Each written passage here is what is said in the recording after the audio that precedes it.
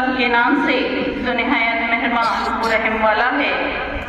اس تقریب کے صدر اور ہماری اسکول کے پرنسپل علی جناب افتخار احمد صاحب، وائس پرنسپل صاحب، سپروائزر صاحب، قابل احترام اساتذہ اکرام اور عزیز طلبہ و طالبات، جیسا کہ بچوں ہم جانتے ہیں کہ آج ہم یوم مہاراشٹر کی 65ویں ورشگاٹھ منا رہے ہیں۔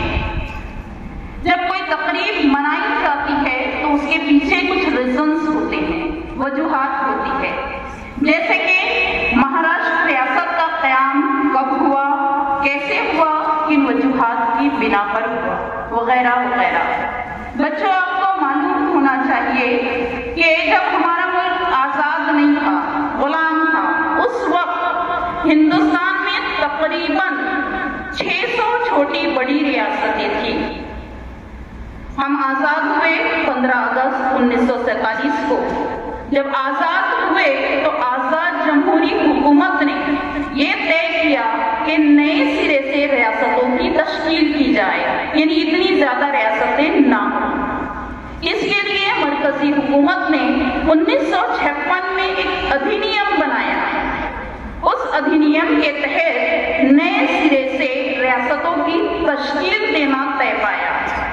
اب ریاستوں کی تشکیل کس بنا پر کی جائے، یہ ایک بہت بڑا مدعا تھا۔ تو یہ طے ہوا کہ ریاستوں کی تشکیل جو ہوگی لسانی اعتبار سے، یعنی زبان کے اعتبار سے، جو ریاست جہاں جو بھاشا بولی جاتی ہے اس کے اعتبار سے۔ مثال کے طور پر کنڑ بھاشا بولنے والوں کے لیے کرناٹک ریاست وجود میں آئی، تامل بولنے والوں کے لیے کیرلا آیا، تیلگو بولنے والوں کے لیے آندھرا پردیش۔ چونکہ اس ایریے میں ہمارے ہاں مراٹھی زبان زیادہ بولی جاتی تھی، زیادہ بولنے والے مراٹھی لوگ، مراٹھی زبان بولنے والے زیادہ لوگ تھے، اور اس سے پہلے یعنی آزادی سے پہلے ہی متحدہ مہاراشٹر تحریک جاری تھی، لیکن آزادی کو مد نظر رکھتے ہوئے اسے پس پشت کر دیا گیا۔ لیکن جب نئے سرے سے ریاستوں کا وجود آیا، یہ تحریک زور پکڑ لی، اور اس تحریک کے چلتے شنکر دیو راؤ کی صدارت میں مہاراشٹر ایکیکرن پریشد قائم کیا گیا۔ مہاراشٹر ایکیکرن پریشد کا ایک ہی مطالبہ تھا، وہ مطالبہ یہ تھا کہ متوسط مراٹھی بولنے والے علاقوں کو، مراٹھواڑہ کو اور ممبئی کو ملا کر ایک ایسی ریاست بنائی جائے جو ریاست مہاراشٹر کہلائی جائے۔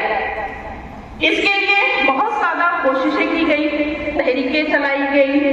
1953 میں ناگپور معاہدہ بھی ہوا، بہت ساری پربات پھیریاں بھی نکالی گئی۔ اس وقت جو ہماری کانگریس کی ادھیکش تھی شریمتی اندرا گاندھی نے بھی ہماری حمایت کی، اور نتیجتاً یہ ہوا کہ مرکزی حکومت نے یہ طے کر لیا کہ مہاراشٹر ریاست وجود میں لائی جائے۔ 1 مئی 1960 کو پنڈت جواہر لال نہرو نے راج بھون میں مہاراشٹر اور گجرات 2 ریاستوں کا اعلان کیا۔ پہلے ممبئی ایک صوبہ تھا، اب یہ دونوں ریاستیں آزاد بن گئی تو دونوں میں تنازع ہونے لگے، بحث ہونے لگی، وواد ہونے لگا کہ ممبئی کس ریاست میں شامل ہوگا۔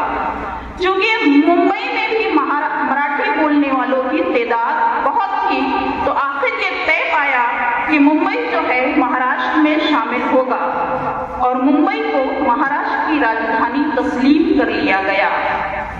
ممبئی کی جو باغ ڈور تھی یشونت راؤ چوہان کو بطور وزیر اعلیٰ سونپی گئی۔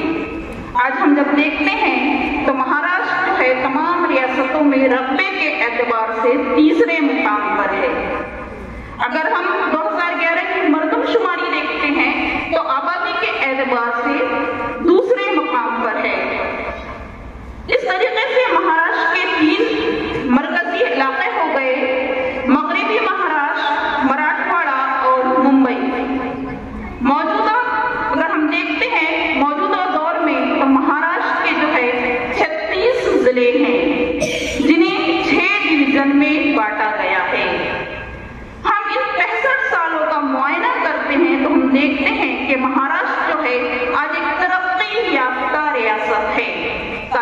اعتبار سے، معاشی اعتبار سے، زرعی اعتبار سے، ہر طریقے سے ہم دیکھتے ہیں کہ آج جو ہے ایک ترقی یافتہ ریاست کے ہم باشندے ہیں اور ہمیں فخر ہے کہ ہم اس ریاست میں رہتے ہیں۔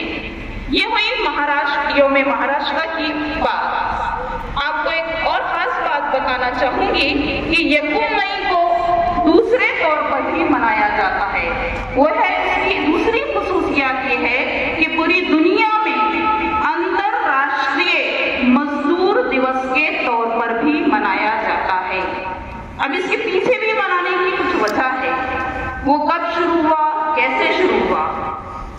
1886 سے مزدور دیوس منایا جاتا ہے۔ اس کے پیچھے وجہ یہ تھی کہ پہلے مزدوروں کے کام کرنے کے اوقات جو تھے متعین نہیں تھے۔ انہیں 14 گھنٹے 16 گھنٹے ان سے کام لیا جاتا تھا۔ انہیں ہفتے میں 1 دن کی چھٹی نہیں ملتی تھی۔ یہی وجہ تھی کہ امریکہ میں مزدوروں کی ایک یونین نے اس کے خلاف ہڑتال کی، جس کی وجہ سے شکاگو کے مارکیٹ میں بم دھماکے ہوئے، کئی لوگوں کی موت واقع ہوئی۔ نتیجتاً امریکی حکومت نے مزدوروں کے 8 گھنٹے کام کرنے کے اوقات کو متعین کر دیا۔ آج ہمارے ملک میں اور دوسرے دیگر ملکوں میں آج مزدور جو ہے وہ 8 گھنٹے کا کام کرتے ہیں۔ انہیں ہفتے میں 1 دن انہیں اوقات یعنی چھٹی بھی دی جاتی ہے۔ یہی وجہ ہے کہ پوری دنیا میں ہرش و الاس کے ساتھ مزدور دیوس بھی منایا جاتا ہے، اور ہمیں اس بات کی خوشی ہے کہ ہم یہ دونوں تہوار ایک ساتھ، دونوں تقریب ایک ساتھ مناتے ہیں، کیونکہ ہم ریاست مہاراشٹر میں رہتے ہیں اور انشاءاللہ آگے بھی ہم مناتے رہیں گے۔ اور میں امید کرتی ہوں کہ ہم اسی طریقے سے اپنی ریاست کے لیے، اس کی ترقی کے لیے، اس کی کامیابی کے لیے تعلیمی اعتبار سے، معاشی اعتبار سے، زرعی اعتبار سے، سیاسی اعتبار سے ہم ہمیشہ کوشش کرتے رہیں گے۔